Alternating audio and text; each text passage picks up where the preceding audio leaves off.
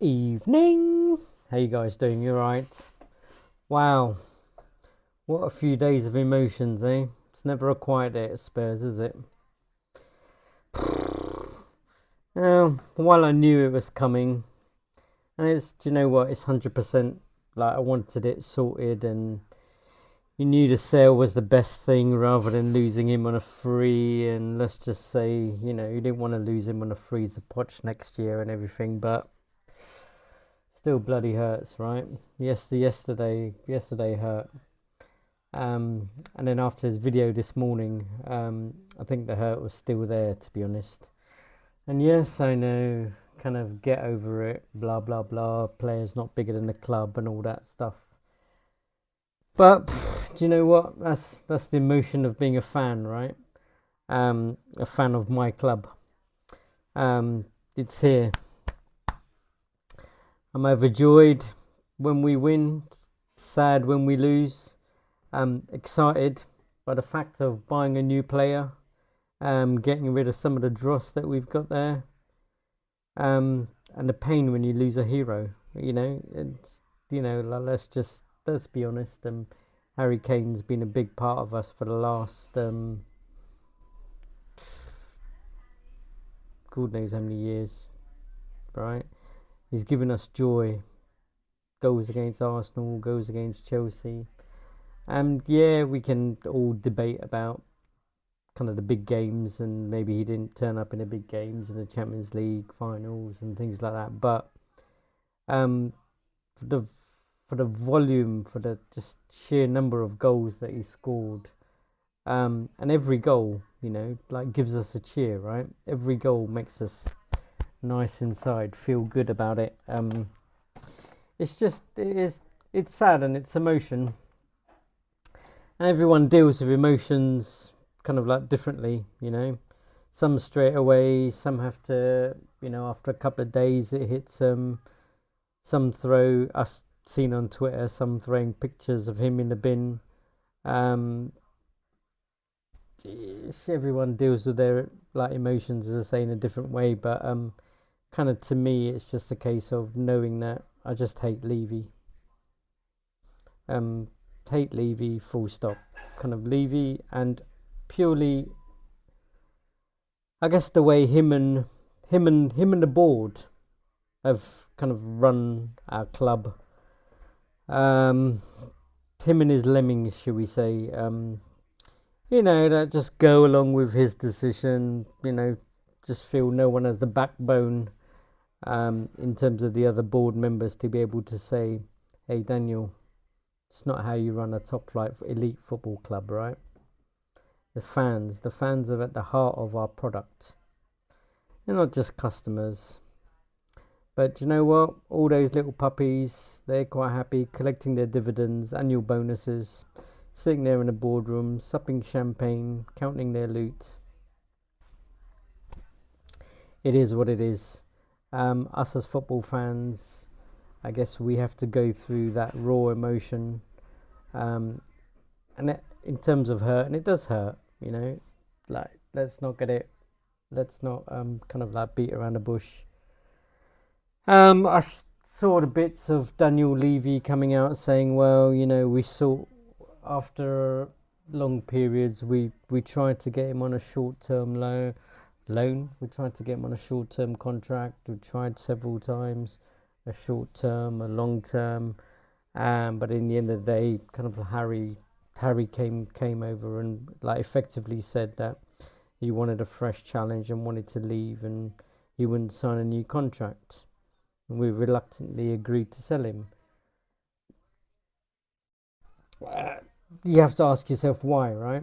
Um, I would expect Levy and his crew not only to be just saying, "Oh, we tried our best," but literally going through questioning why, as in everything, kind of like why does stuff happen? Um, Yet another elite player has left our football club. Because the club have not shown the ambition, in terms of Levy, Cullen, Joe sitting away on his yacht. From Joe's perspective, I'm pretty sure he's just kind of like, here's a sum of money. You guys do what you want with it, but make sure I get a return on it. So he's quite happy, and your Levy's and Donna Cullens and stuff like that are just going through spreadsheets and basically treating it as a numbers game, which fair enough is like great for them, but the product is a football club. Things that we support, we take to heart, we get ribbed by other folks. Ho hum, right? I'm pretty sure. I mean, my feelings are that I don't think Kane would have left this club if we would have matched his ambitions, and by matching his ambitions, effectively, that's going out and buying quality players, surrounding the team, giving the team and whoever the manager is, whoever the manager was, giving them the tools to be able to produce a winning team, right? Winning team impacts the fans.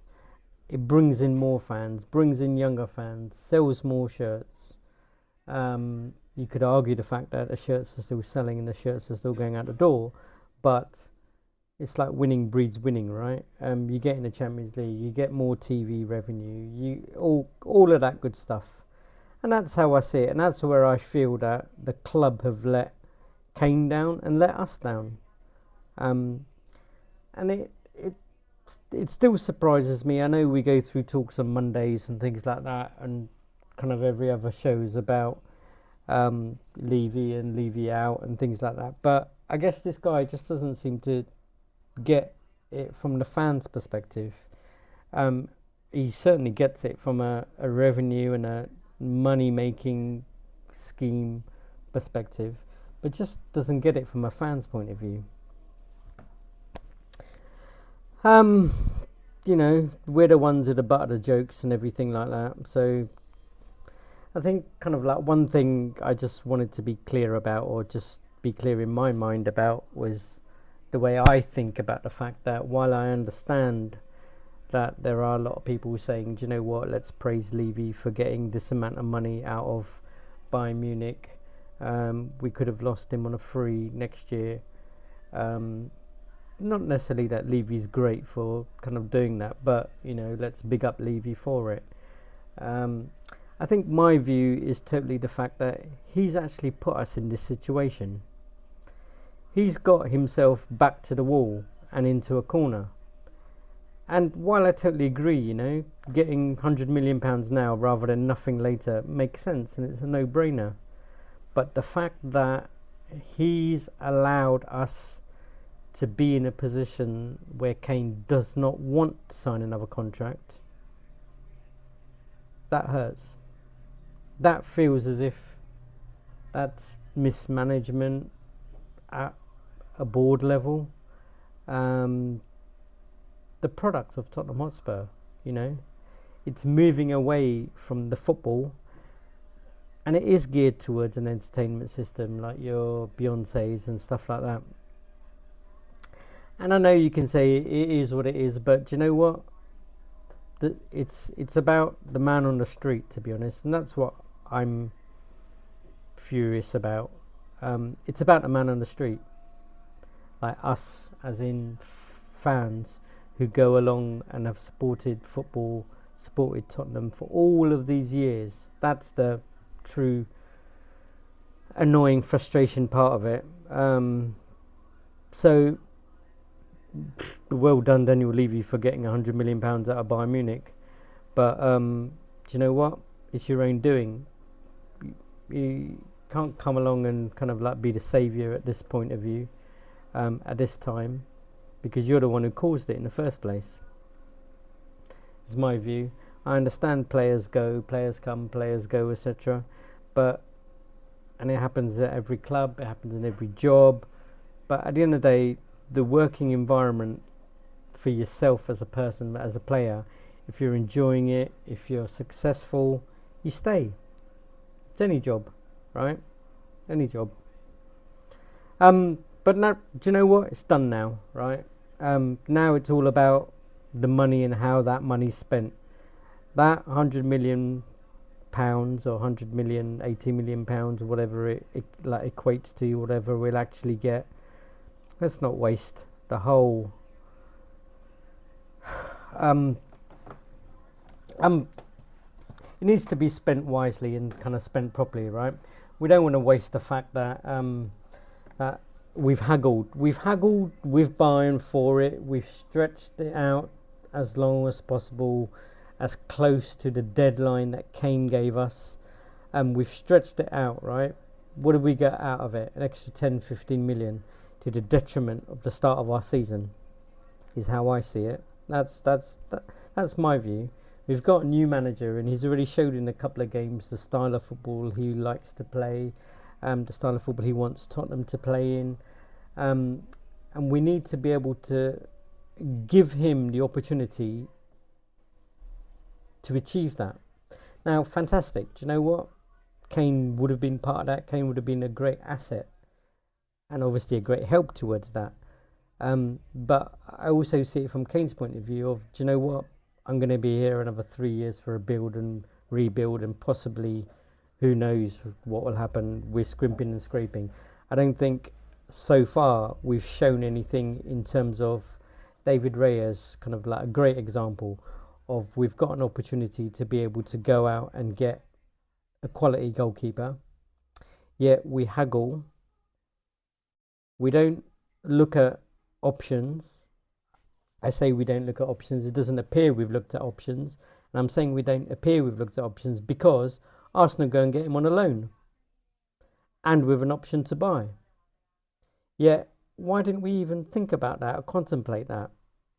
We were just under the whole, or it appears we were under the whole cloud of, oh, they want 40 million and no one's going to pay 40 million because he's in the last year of his contract. And then you get people coming along going, oh, yeah, it's a good idea. Like, why would you pay 40 million? He's only got 1 year on a contract. Yet we're forcing Bayern Munich to pay £100 million.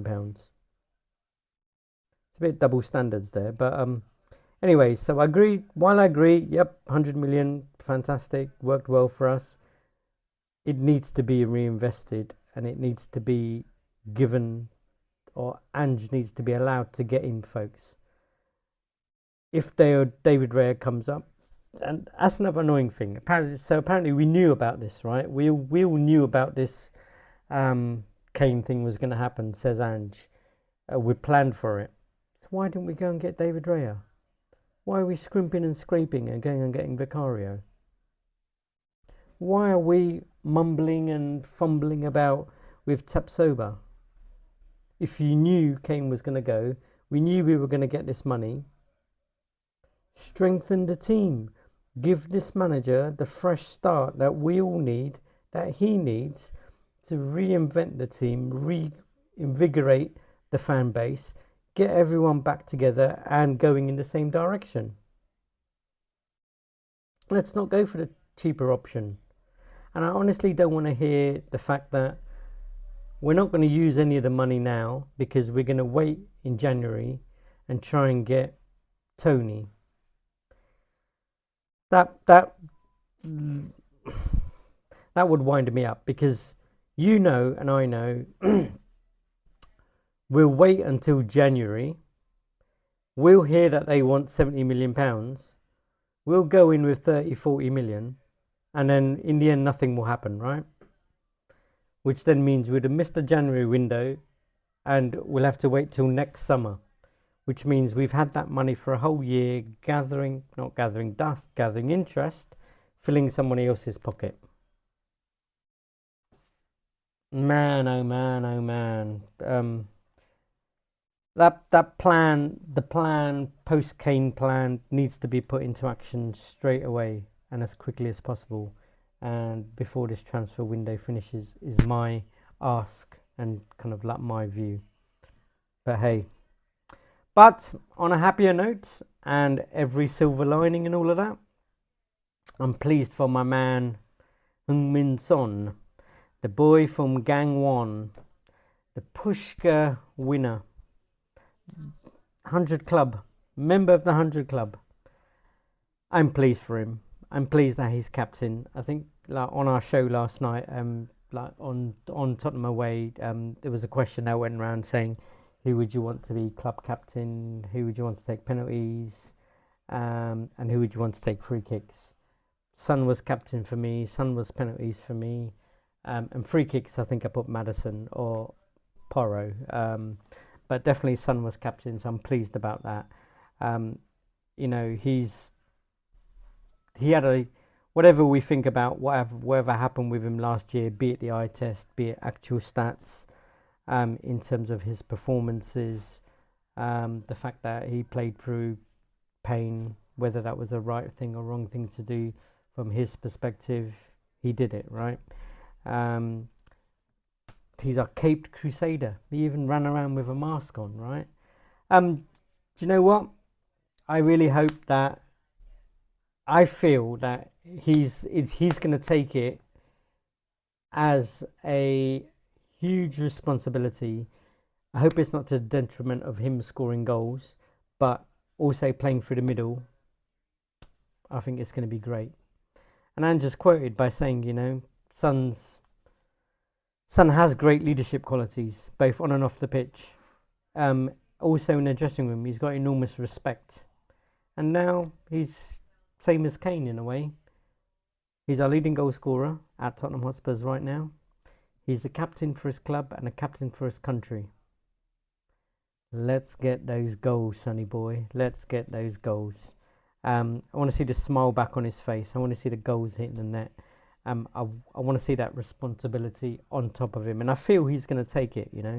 He's going to wrap his sleeves, roll his sleeves up, and just kind of like get behind everything that he can do. Like I feel he can run around and G people up. Maybe not to the extent of like a Terry or a Gerrard or someone like that. But do you know what? In his own way, I feel that he can do it.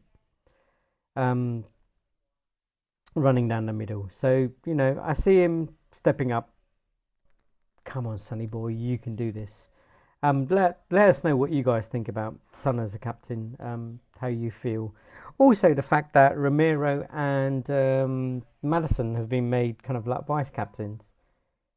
It's almost like a clean cut, right? A breath of fresh air. If I can get it out properly. Nice clean cut, no Dyers, no Davises, all of that. And what's all that about Dyer, like throwing his toys at the pram?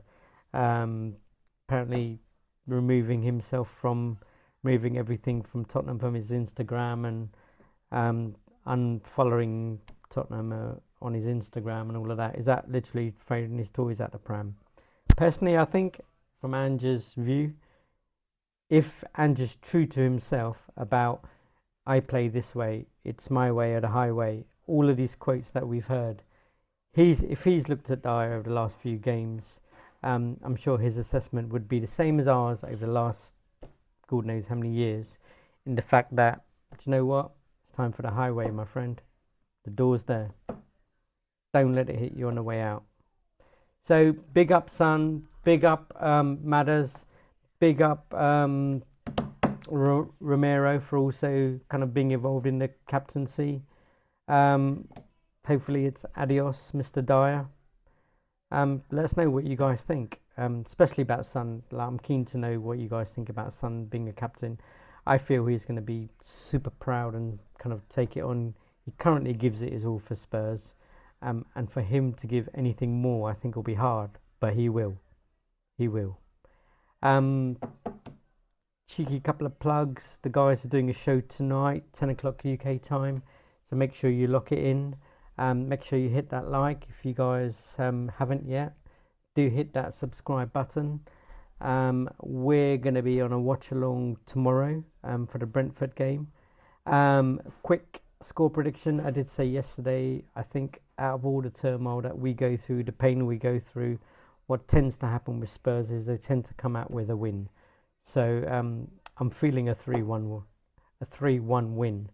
I think Son will score. I think Maddison will get on the score sheet. I'm not sure who chip in kind of like with the third goal. Let's go 2 for a brace for Son on his captaincy debut for us. So lock it in tonight. Lock it in tomorrow for the watch along. Come on, you Spurs. It's a new start. It's a fresh start. One thing I'll say while this is going along, Bayern are losing 2-0. I think Kane's the sub, so we'll see how that goes along. I'm sure the guys will talk about the result later tonight, but get behind them. Come on, you Spurs. Come on, Tottenham.